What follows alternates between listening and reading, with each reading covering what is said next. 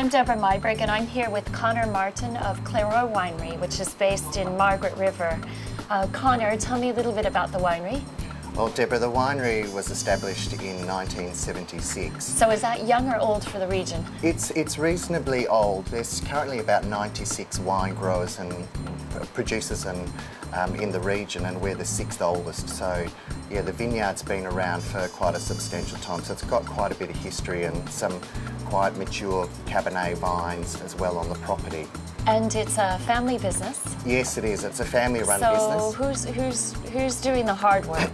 Well, my younger brother Brian, I'd have to say, He's does out in all the the hard fields. work. Yeah, he's out in the fields. Well, he likes to think he's doing the hard work, but I actually think it'd be quite nice being out in a tractor and having the isolation Sitting in the sun. sitting in the sun and watching the vineyard grow, as opposed to being on the other side of it, you know, building the brand and doing the sales and marketing sort of side of the business, which I'm a lot more heavily involved with than just the day-to-day management of the business. So what are the challenges for you in building Clairault brand internationally? Yeah, internationally, I think one of the major challenges is setting sort of a sense of place of where Margaret River is, first of all, the type of producer that we are within the Margaret River region. I think getting people to understand that we aren't just Brand Australia, the wine region, we're not a homogenous wine growing area. Margaret River is very much about a sense of terroir, much more about single vineyard production rather than brands that source their fruit from regions or vineyards throughout a whole region. I think the second thing that's very important about communicating is the fact that we do grow the fruit and we make the wine within our own estate. So we are involved in the process from beginning and then right through to the end.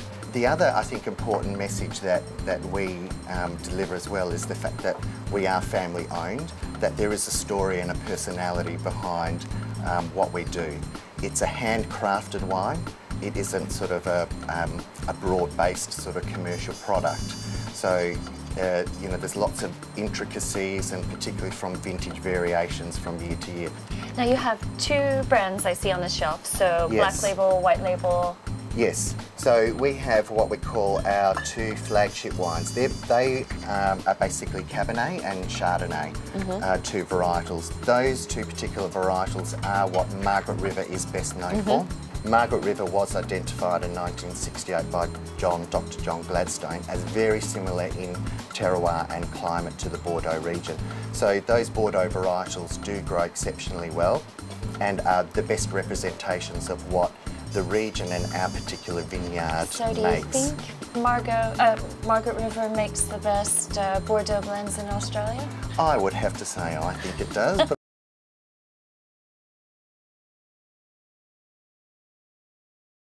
Here you go.